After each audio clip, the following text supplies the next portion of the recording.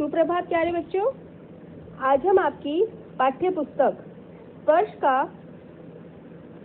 12वां जो चैप्टर है काव्यखंड का एक फूल की चाह, जिसे लिखा है सियाराम शरण गुप्त जी ने, वो पढ़ेंगे। पहले जीवन परिचय देख लेते हैं।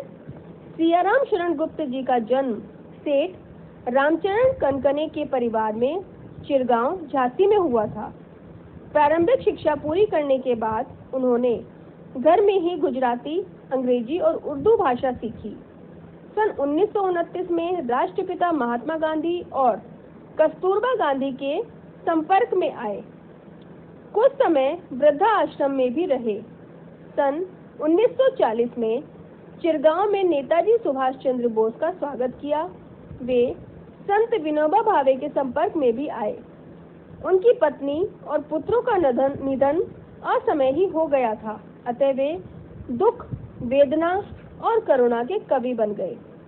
1914 में उन्होंने अपनी पहली रचना मौर्य विजय लिखी। सन 1910 में इनकी प्रथम कविता इंदु प्रकाशित हुई। प्रथम पंक्तियां हैं कविता की। एक फूल की चाह की। उद्वेलित कर अश्रु राशियां, हृदय चिताएं धधका कर, महामारी प्रचंड हो फैल रही थी इधर उधर। क्षीण कंठ मृत वत्साओं का करुण रुदंत नितांत भरे हुए थे। निज कृश्रव में हाहाकार अपार अशांत। कवि कहता है कि चारों ओर महामारी फैली हुई थी। अपने प्रचंड रूप को उसने फैला रखा था। महामारी ऐसी बीमारी जिसका इलाज ना हो, जैसे कि आजकल कोरोना फैली हुई है, उसी तरह की ये महामारी थी जिसमें सैकड़ों असंख्य लोग मर गए थे और मर रहे थे। तो कवि कहता है सबका हृदय व्याकुल हो रहा था और सभी की आंखों में आंसू बह रहे थे, क्योंकि सभी के प्रिय रोज की रोज कोई ना कोई मर रहा था। मरी हुई संतानों को उनकी माँओं का विलाप करना लगातार सुनाई दे रहा था। चारों ओर अशांत हृदय और हाहाकार के बीच अनेक दुर्बल लोग दिखाई देते थे, यानी चारों तरफ अशांति फैली हुई थी। बहुत रोकता था सुखिया को। अगला पैराग्राफ है। बहुत रोकता था सुखिया को, ना जा खेलने को बाहर, नहीं खेलना रुकता उसका, नहीं ठहरती वह पल भर। मेरा हृदय कांप उठता था, बाहर गई निहार उसे, यही मानता था कि बचा लूं किसी भांति इस बार उसे। चारों तरफ महामारी फैली थी, लेकिन सुखिया को तो बाहर खेलने जाना ही था। वह जरा सी नजर बचाते ही बाहर चली जाती थी और एक पल के लिए भी घर में ठहरती नहीं थी। यह सोचकर कवि का हृदय बार बार कांप जाता था। बाहर बार बार जाके उसको देख के आता था कि वो सही है या नहीं। वह चाहता था कि किसी तरह इस बार उसे बचा लूं, कहीं वो इस महामारी की चपेट में आ ना जाए। भीतर जो डर रहा छिपाए, हाय वही बाहर आया। एक दिवस सुखिया के तनु को ताप तप्त मैंने पाया। जर में विवल हो बोली वह, क्या जानूं किस डर से डर, मुझको देवी के प्रसाद का एक फूल ही डोलाकर। तो उसके कवि के भीतर जो डर था वह ही बाहर आया। वह एक बार ऐसे ही बाहर निकल आया जब उसने सुखिया के शरीर को बुखार से तपा पाया। वह बिल्कुल बुरी तरह बुखार से तप रही थी। ज्वर में उसके मुंह से कुछ कुछ निकल रहा था। वह बड़बड़ा रही थी और क्या जाने किस डर से वो व्याकुल थी। उसने क्या कहा, पिता को बोला कि देवी के चरणों का एक फूल ही उसको प्रसाद के रूप में लाकर दे दो। क्रमशः उच्छीण हो आया, शिथिल हुए अवयव सारे, बैठा था नव नव उपाय की चिंता में मैं मन मारे।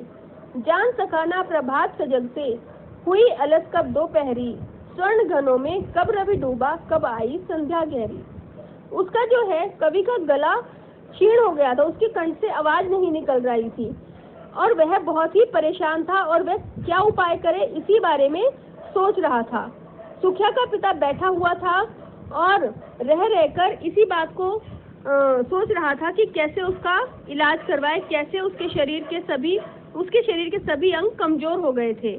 उसे ध्यान ही नहीं रहा कि कब ताजगी भरी सुबह से आलस भरी दोपहर हुई और कब सुनहरे बादलों में से सूरज छिप गया और कब शाम हो गई। कहने का भाव है कि वो इतनी चिंता और दुख में था कि उसे समय का बिल्कुल भी ध्यान ही नहीं रहा कि कब दिन हुआ कब रात हुई, उसे इस बात का भी होश नहीं था। सभी ओर दिखलाई दी बस अंधकार की ही छाया, छोटी सी बच्ची को ग्रसने इतना बड़ा तिमिर आया। ऊपर विस्तृत महाकाश में जलते से अंगारों से झुलसी सी जाती थी आंखें जगमग जगते तारों से। अब कवि कहता है कि जब रात हुई तो चारों ओर घना अंधकार छा गया। कवि सोचने लगा कि कहीं यह अंधेरा उसकी बेटी को अपने साथ ले जाने तो नहीं आया है, उसको निगल तो नहीं लेगा। इतने बड़े आकाश में चारों तरफ तारे जगमगा रहे थे, किंतु कवि को जलते हुए अंगारे के समान लग रहे थे। वे तारे उनको जलते हुए अंगारों के समान लग रहे थे। उन तारों से उसकी आंख भी झुलसी जाती थी। जैसे ही वो तारों की तरफ आकाश में ऊपर देखता है तो जैसे उसकी आंख भी जल रही हो, उसे ऐसा प्रतीत हो रहा था। देख रहा था जो सुस्थिर हो, नहीं बैठती थी क्षण भर, हाय वही चुपचाप पड़ी थी अटल शांति सी धारण कर। सुनना वही चाहता था मैं, उसे स्वयं ही उकसा कर, मुझको देवी के प्रसाद का एक फूल ही दो लाकर। जो कभी भी एक क्षण के लिए भी शांत नहीं बैठती थी, वह आज चुपचाप पड़ी थी। इतना उसको ज्वर था कि वह हिल भी नहीं पा रही थी, वह चुपचाप बेसुध पड़ी थी।